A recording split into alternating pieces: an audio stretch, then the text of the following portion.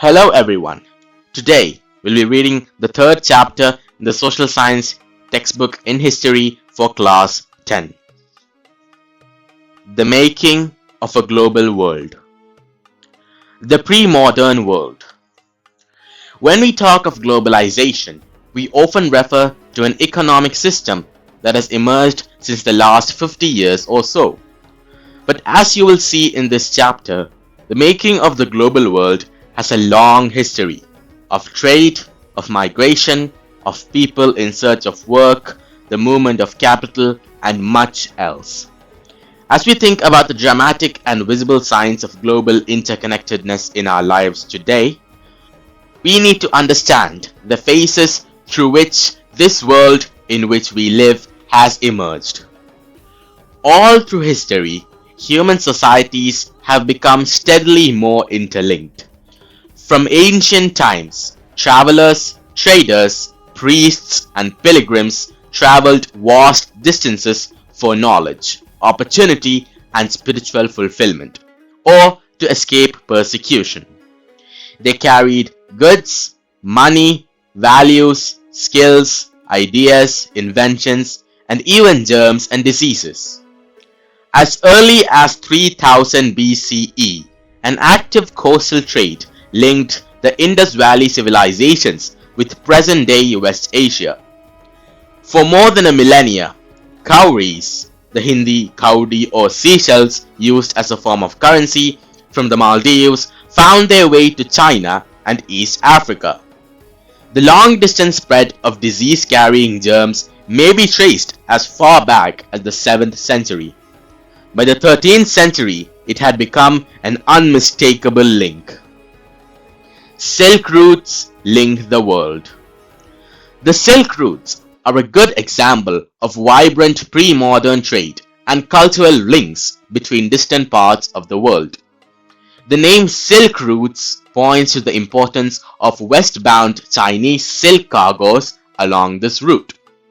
Historians have identified several silk routes over land and by sea, knitting together vast regions of Asia and linking Asia with Europe and Northern Africa.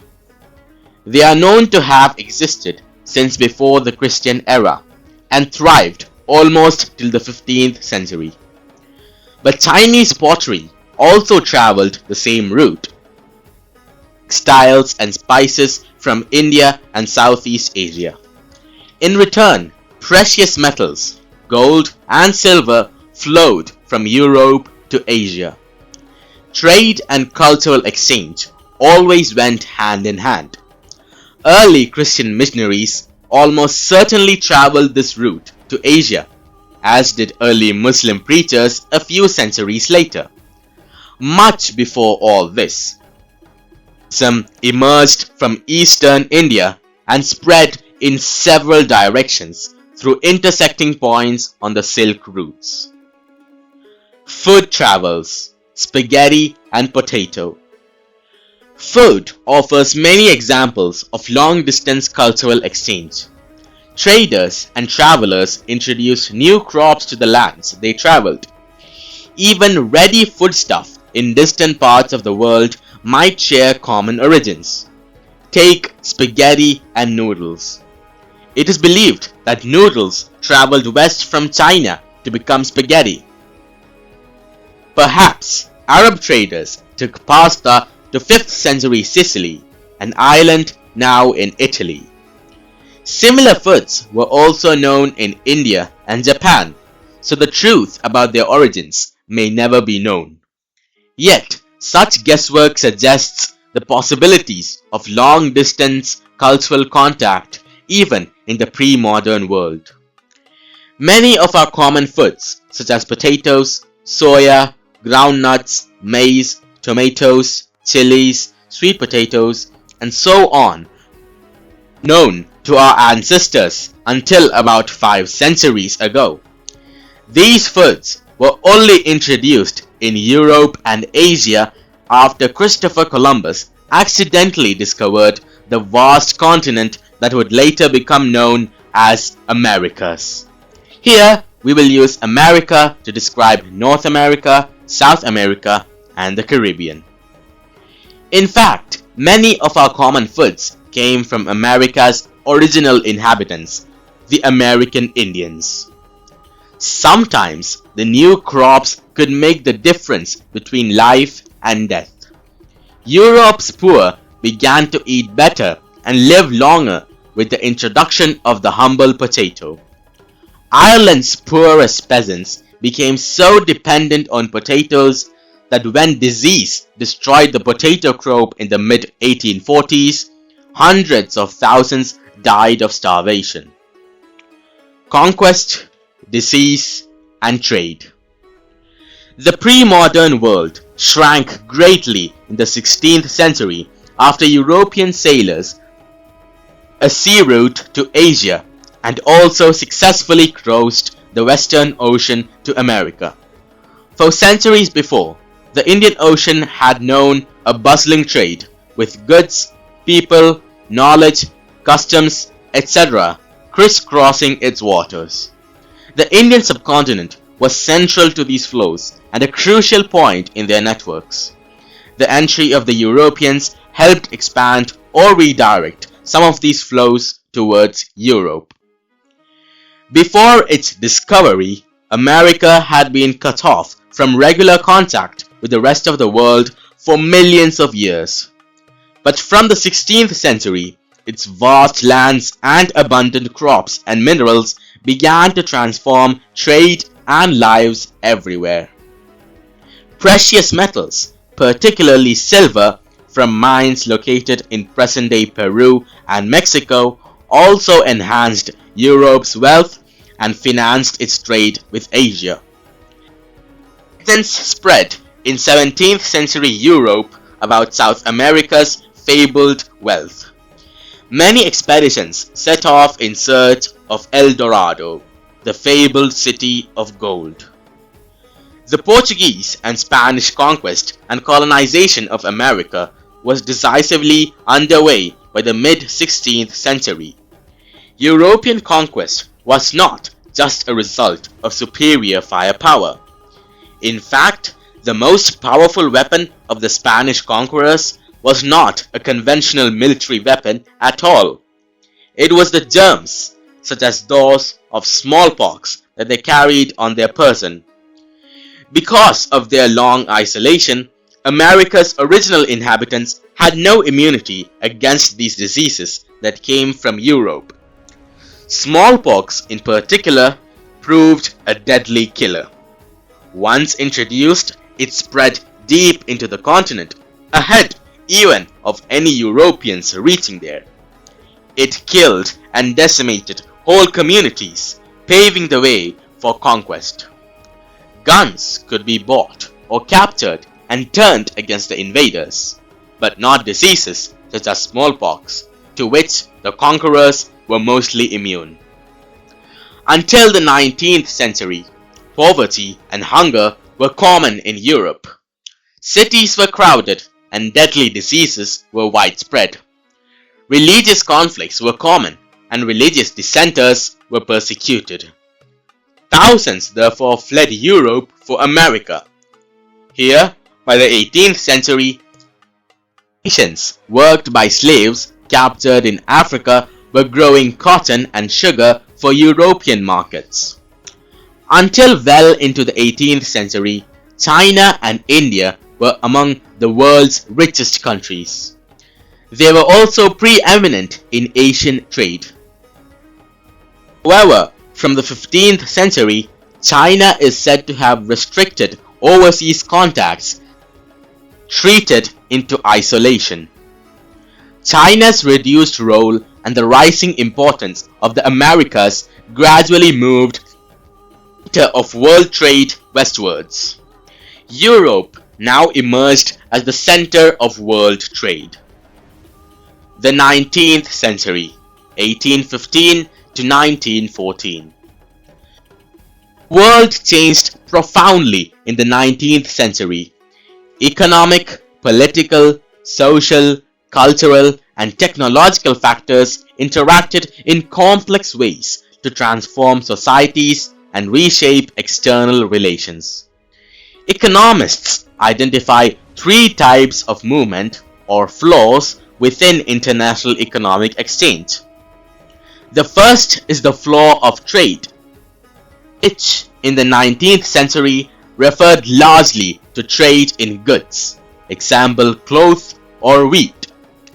The second is the flow of labor, the migration of people in search of employment.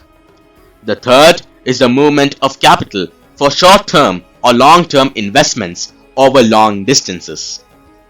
All three flows were closely interwoven and affected people's lives more deeply now than ever before.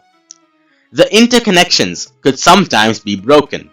For example, labor migration was often more restricted than goods or capital flows. Yet, it helps us understand the 19th century world economy better if we look at the three flows together. A world economy takes shape. A good place to start is the changing pattern of food production and consumption in industrial Europe. Traditionally, countries like to be self-sufficient in food. But in 19th century Britain, self-sufficiency in food meant lower living standards and social conflict. Why was this so? Population growth from the late 18th century had increased the demand for food grains in Britain.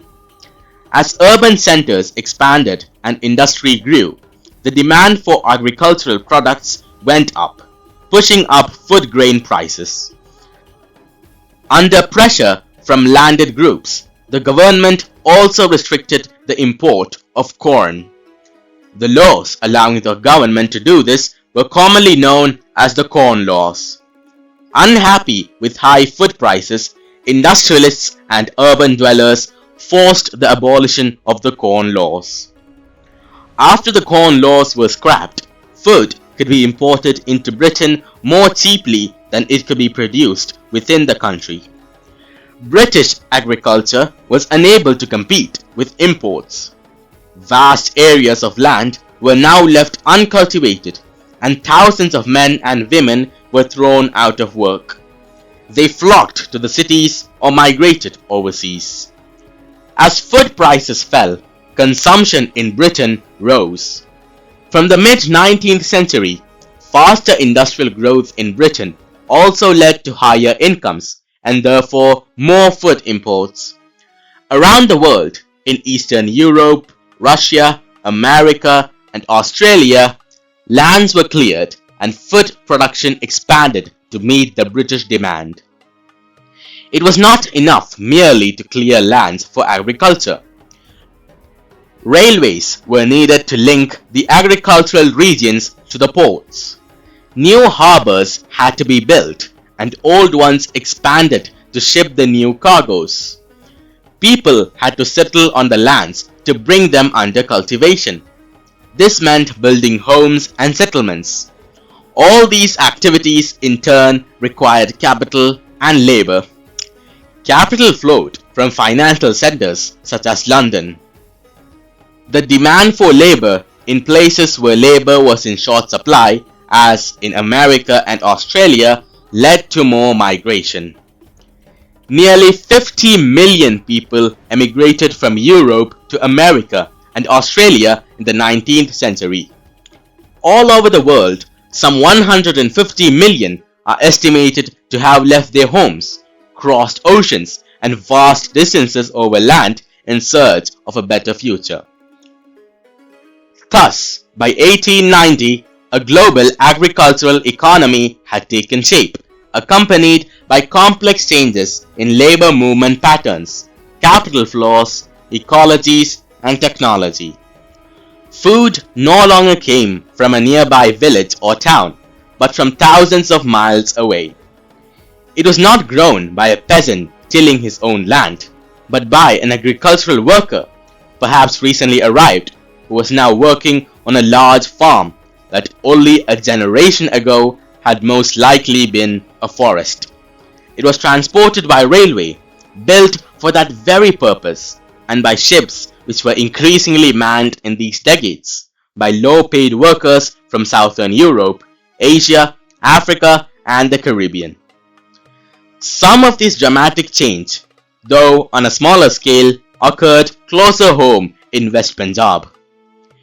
Here, the British Indian government built a network of irrigation canals to transform semi-desert wastes into fertile agricultural lands that could grow wheat and cotton for export. The canal colonies, as the areas irrigated by the new canals were called, were settled by peasants from other parts of Punjab. Of course, food is merely an example. The similar story can be told for cotton, cultivation of which expanded worldwide to feed British textile mills, or rubber. Indeed, so rapidly did regional specialization in the production of commodities develop that between 1820 and 1914, world trade is estimated to have multiplied 25 to 40 times. Nearly 60% of this trade comprised primary products, that is, agricultural products such as wheat and cotton, and minerals such as coal. Role of technology. What was the role of technology in all this?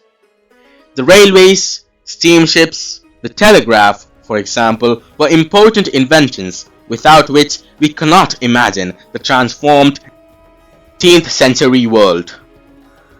But technological advances were often the result of larger social, political, and economic factors. For example, colonization stimulated new investments and improvements in transport. Faster railways, lighter wagons, and larger ships helped move food more cheaply and quickly from faraway farms to final markets. The trade in meat offers a good example of this connected process. Till the 1870s, animals were shipped live from America to Europe and then slaughtered when they arrived there. But live animals took up a lot of ship space. Many also died in voyage, fell ill, lost weight, and became unfit to eat. Meat was hence an expensive luxury beyond the reach of the European poor.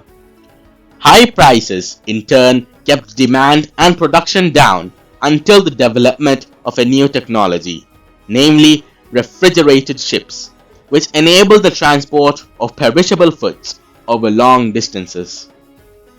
Now, animals were slaughtered for food at the starting point in America, Australia, or New Zealand, and then transported to Europe as frozen meat. This reduced shipping costs and lowered meat prices in Europe. The poor in Europe could now consume a more varied diet. To the earlier monotony of bread and potatoes, many, though not all, could now add meat and butter and eggs to their diet. Better living conditions promoted social peace within the country and support for imperialism abroad. Late 19th century colonialism. Trade flourished and markets expanded in the late 19th century. But this was not only a period of expanding trade and increased prosperity. It is important to realize that there was a darker side to this process. In many parts of the world, the expansion of trade and a closer relationship with the world economy also meant a loss of freedoms and livelihoods. Late 19th century European conquests produced many painful economic, social, and ecological changes through which the colonized societies were brought into the world economy. Look at the map of Africa. You will see some countries' borders run straight, as if they were drawn using a ruler. Well, in fact, this was almost how rival European powers in Africa drew up the borders, demarcating their respective territories. In 1885, the big European powers met in Berlin to complete the carving up of Africa between them. Britain and France made vast additions to their overseas territories in the late 19th century. Belgium and Germany became new colonial powers. The US also became a colonial power in the late 1890s by taking over some colonies earlier held by Spain. Let us look at one example of the destructive impact of colonialism on the economy and livelihoods of colonized people. Rinderpest, or the cattle plague. In Africa in the 1890s, a fast-spreading disease of cattle plague or rinderpest had a terrifying impact on people's livelihoods and the local economy. This is a good example of the widespread European imperial impacts on colonized societies. It shows how, in this era of conquest, even a disease affecting cattle reshaped the lives and fortunes of thousands of people and their relations with the rest of the world. Historically, Africa had abundant land and a relatively small population. For centuries, land and livestock sustained African livelihoods, and people rarely worked for a wage. In late 19th century Africa, there were few consumer goods that wages could buy. If you had been an African possessing land and livestock, and there was plenty of both, you too would have seen little reason to work for a wage. In the late 19th century, Europeans were attracted to Africa due to its vast resources of land and minerals. Europeans came to Africa hoping to establish plantations and mines to produce crops and minerals for export to Europe. But there was an unexpected problem: a shortage of labor willing to work for wages. Employers used many methods to recruit and retain labor. Heavy taxes were imposed, which could be paid only by working for wages on plantations and mines. Inheritance laws were changed so that peasants were displaced from land. Only one member of a family was allowed to inherit land, as a result of which the others were pushed into the labor market. Mine workers were also confined in compounds and not allowed to move about freely. Then came rinderpest, a devastating cattle disease. Rinderpest arrived in Africa in the late 1880s. It was carried by infected cattle imported from British Asia to feed the Italian soldiers invading Eritrea in East Africa. Entering Africa in the east, rinderpest moved west like forest fire, reaching Africa's Atlantic coast in 1892. It reached the Cape, Africa's southernmost tip, 5 years later. Along the way, rinderpest killed 90% of the cattle. The loss of cattle destroyed African livelihoods. Planters, mine owners, and colonial governments now successfully monopolized what scarce cattle resources remained, to strengthen their power and to force Africans into the labor market. Control over the scarce resource of cattle enabled European colonizers to conquer and subdue Africa. Similar stories can be told about the impact of Western conquest on other parts of the 19th century world. And that is the first part of the chapter, The Making of a Global World. We will be uploading the next part in the next video. Until then, stay tuned.